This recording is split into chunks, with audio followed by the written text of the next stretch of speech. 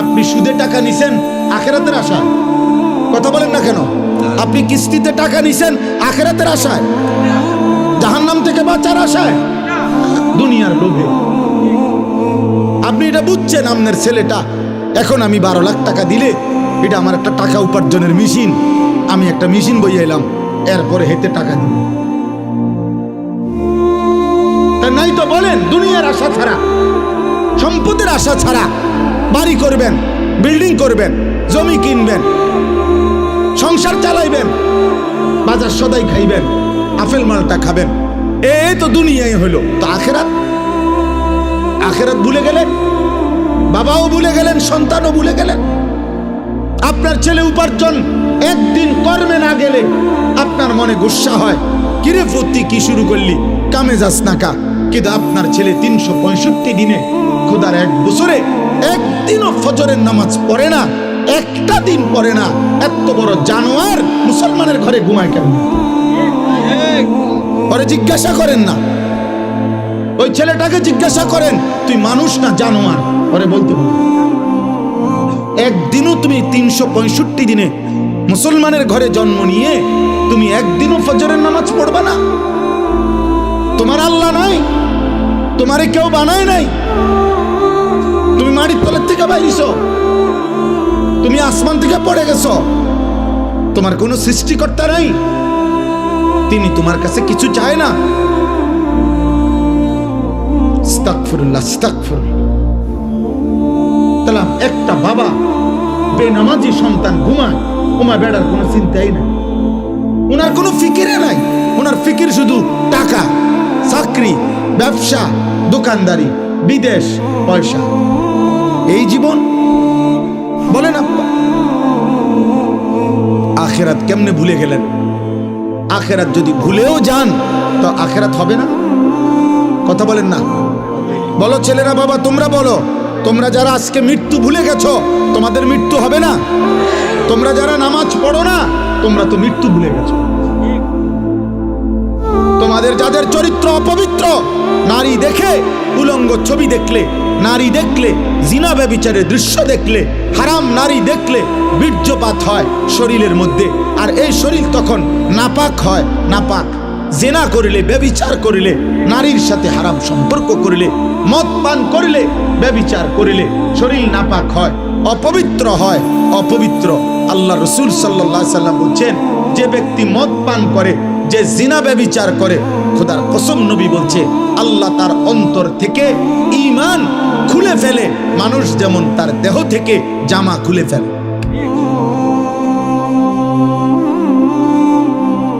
মান জানা ওয়া শারিবাল খামরা নাযা আল্লাহু মিনহুল ঈমান কামা ইয়াখলাউল ইনসানু আল কামিসা মিন রাসিহি।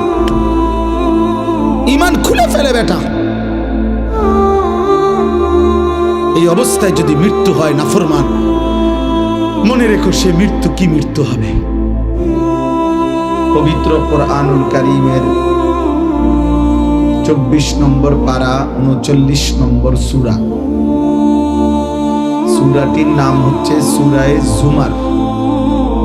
এই সূরার 53, 54, 55 এই 3টি আয়াত আমি আপনাদের সামনে তেলাওয়াত করেছি। ইনশাআল্লাহ এই 3টি আয়াতকে সামনে রেখে সামান্য কিছু কথা আমরা আরজ করতে চাই। আল্লাহ তাআলা আমাদেরকে তৌফিক দান করেন। শুরুতে 2টা কথা। 1 নম্বর কথা হলো, হাতে মোবাইল ধরে ভিডিও বা রেকর্ড করা যাবে না, এটা আমি স্পষ্ট নিষেধ করলাম। আমার এই কথাটা যার শুনতে মানতে কষ্ট হয়, আপনি চলে গেলে ভালো, অথবা আমি চেষ্টা করব আমি উঠাই দিতে। এই জন্য আমি যেন এরপরে আর একজনকেও হাতে মোবাইল ধরা অবস্থায় ভিডিও বা রেকর্ড করতে না দেখি, তাহলে আমি আপনারে ধমক দিয়ে উঠাই দেব। নিজের থেকে চলে গেলে আমার কোনো অসুবিধা নেই। মনে করেন রাগ করে চলে গেলেন, আপনার মতো হুজুরের ওয়াজ শুনলাম না, আপনার মতো ব্যাটার আমি বললাম না, বুঝেন না? এই জন্য আমার কোনো অসুবিধা নেই। এটা কোনো আমার নির্বাচনী জনসভা না, আমি কোনো ভোট প্রার্থী না। অতএব সকলের সমর্থন জরুরি না, আখেরাত জরুরি। সবার সমর্থন জরুরি না, সবার সমর্থন কেউই কখনো পায় না, এটাই নিয়ম। পৃথিবীর কোন নবী রাসূলও তার নিজ জনগণ সকলের সমর্থন পায় না। পাইলে তো সবাই কালেমা পড়ত। অতএব এটা কোনো জরুরি কথা আল্লাহ বলেও না। আল্লাহ বলছেন তুমি হকের উপরে থাকো, না হক থেকে বাঁচো, আখিরাতের ফিকির করো। এবার তোমার সাথে কেউ থাকলেও অসুবিধা নাই, কেউ না থাকলেও তুমি দ্বীনের উপরে থাকো, এটা জরুরি। হাদিসের মধ্যে আছে হযরত হুযায়ফা রাদিয়াল্লাহু তাআলা আনহু, হুযায়ফা এই সাহাবীকে নবীজি বলছেন যে তুমি যদি ইসলাম মেনে চলার পথে, দ্বীন মানার ক্ষেত্রে, জীবন চলার পথে যদি কখনো এমন হয় যে তোমার সাথে আর কেউ নাই, রাসূলুল্লাহ সাল্লাল্লাহু আলাইহি সাল্লাম বলছেন প্রয়োজনে একা তোমার মাড়ির দাঁত দিয়ে গাছের গোড়ালি শিকড় কামড়াইয়া ধরবা, তারপরও দ্বীনের উপরে থাকো। এই যে আমি তো একবার এনে উঠাইলাম, কয়বার চুরি বলেন? আপনি এনে উঠাইছেন না?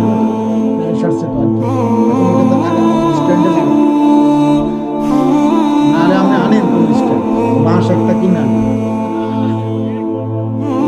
ভাই এটা জরুরি। আমার ডিস্টার্ব, আমার কষ্ট 100 বার এখনো শোনেন মনোযোগ ওর কথা বলছি।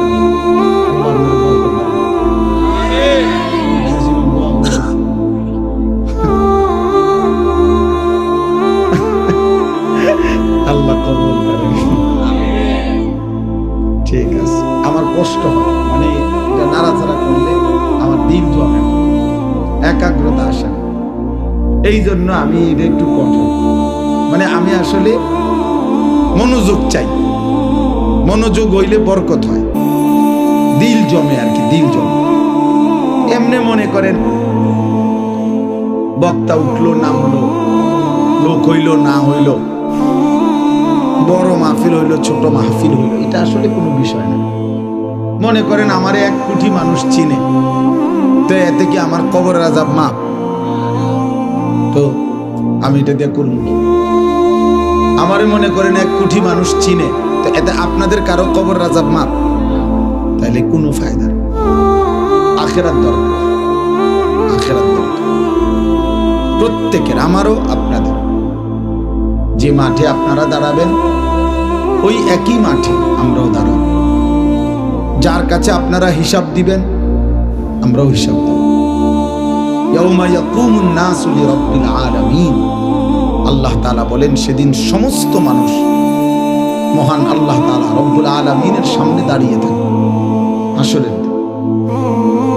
নবীজি সাল্লাল্লাহু আলাইহি ওয়াসাল্লাম বলেন মাউদাউ কাদামি, এই পাওটা রাখতে যেটুকু জায়গা মাটি পায়ের তলা, ঠিক এতটুকু জায়গায় শুধু প্রত্যেকে দাঁড়াবে। এর অতিরিক্ত 1 সুতা আগে বাড়তে পারবে না, পিছনেও যাইতে পারবে না, ডানেও না বামে, শুধু দাঁড়িয়েই থাকবে। এখন দাঁড়িয়ে থাকবে কতক্ষণ? সরেন 2-4 মিনিট, ঠিক না? প্রথম দিন 50,000 বছর। ফি ইয়াউমিন কানা মিকদারুহু 50,000 সানা, কোরআনুল কারীমের আয়াত। আল্লাহ বলছে প্রথম দিন, একদিন, হাসরের ময়দানের একদিন 50,000 বছর। এখন বলেন 50,000 সানা, 50,000 বছর। ভেবে দেখেন 50,000 বছর একদিন।